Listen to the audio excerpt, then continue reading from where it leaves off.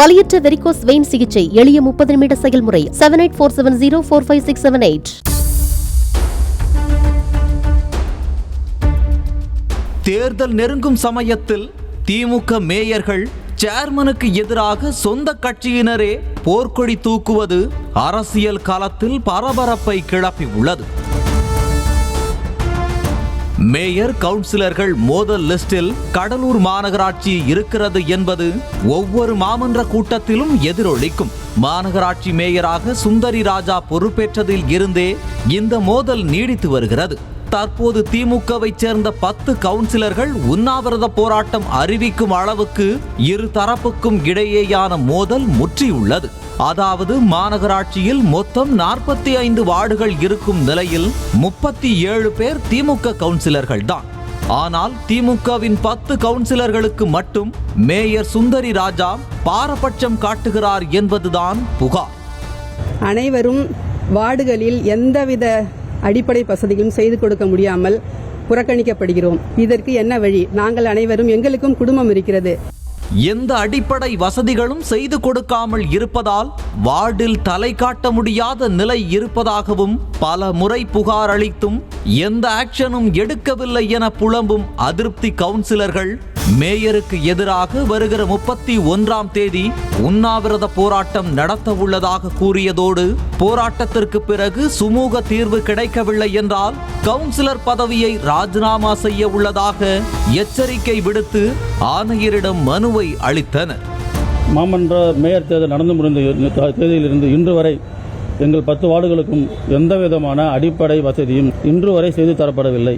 ஆதலால் நாங்கள் அனைவரும் ஒன்றிணைந்து கூடி பேசி 31/1/2024 காந்தி சிலை முன்பு, மாநகராட்சிக்கு உட்பட்ட காந்தி சிலை முன்பு அடையாள உண்ணாவிரதம் இருப்பதாக முடிவு செய்துள்ளோம். அன்றைய தினம் எங்களுக்கு சரியான பதில் கிடைக்கவில்லை எனில் எங்களிடம் உள்ள அனைத்து அடையாள அட்டைகளும், ரேஷன் கார்டு உட்பட அடையாள அட்டைகள் அனைத்து உட்படும் அரசாங்கத்திடம் ஒப்படைக்க வேண்டும் என்று நாங்கள் தலைமையிடம் தெரிவித்துக் கொள்கிறோம். ஆனால் தற்போதைய உண்ணாவிரத போராட்டம் அறிவிப்புக்கு பின்னணியில் பெரிய கதையும் காரணமும் உள்ளது. கடலூர் மாநகராட்சிக்கான மேயர் தேர்தல் ரேஸில் நகர செயலாளர் ராஜாவின் மனைவி சுந்தரி இருக்க மாவட்ட பொருளாளராக இருந்த குணசேகரனும் தனது மனைவி கீதா குணசேகரனை போட்டிக்கு இறக்கினார். சுந்தரி ராஜா அமைச்சர் MRK பன்னீர்செல்வம் ஆதரவுடன் களமிறங்கிய நிலையில் அவரையே மேயர் வேட்பாளராக அறிவித்தது கட்சி தலைமை. இதனால் ஆத்திரமடைந்த குணசேகரன் தரப்பு மேயர் தேர்தலின் போது கடலூர் MLA ஐயப்பன் ஆதரவுடன் தங்கள் பக்கம் இருக்கும் கவுன்சிலர்களை ECR ரிசார்ட்டில் தங்க வைக்க அமைச்சர் MRK பன்னீர்செல்வம் தலையிட்டு ரிசார்ட்டில் தஞ்சமடைந்த கவுன்சிலர்களை அங்கேயே சிறை வைத்துவிட்டு மேயர் தேர்தல் நடத்தி முடிக்கப்பட்டது. அத்தோடு கவுன்சிலர்களின் ரிசார்ட் விஜயத்திற்கு காரணமாக இருந்த MLA ஐயப்பனுக்கு எதிராக கட்சி தலைமை நடவடிக்கை எடுத்தது.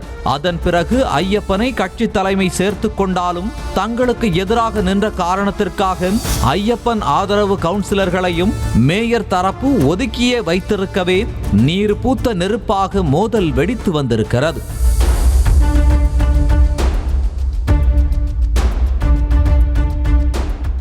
வார்டுகளில் எந்த பணிகளும் செய்யாமல் பழிவாங்கும் படலத்தை கையாள்வதோடு டெண்டர் விவகாரங்களில் சுத்தமாக கண்டு கொள்ளாதது அதிருப்தி கவுன்சிலர்களை இன்னும் ஆத்திரமடைய செய்யவே கடைசியில் தேர்தல் சமயத்தில் உண்ணாவிரத போராட்டம் அறிவிக்கும் நிலைக்கு வந்திருக்கிறது. இதனிடையே மேயர் சுந்தரி ராஜாவுக்கு எதிராக உண்ணாவிரதம் இருக்கப் போவதாக அறிவித்திருந்த 10 திமுக கவுன்சிலர்களும் தங்களது போராட்டத்தை வாபஸ் பெறுவதாக அறிவித்துள்ளனர். மேலும் ராஜினாமா முடிவையும் கைவிடுவதாக தெரிவித்துள்ளனர்.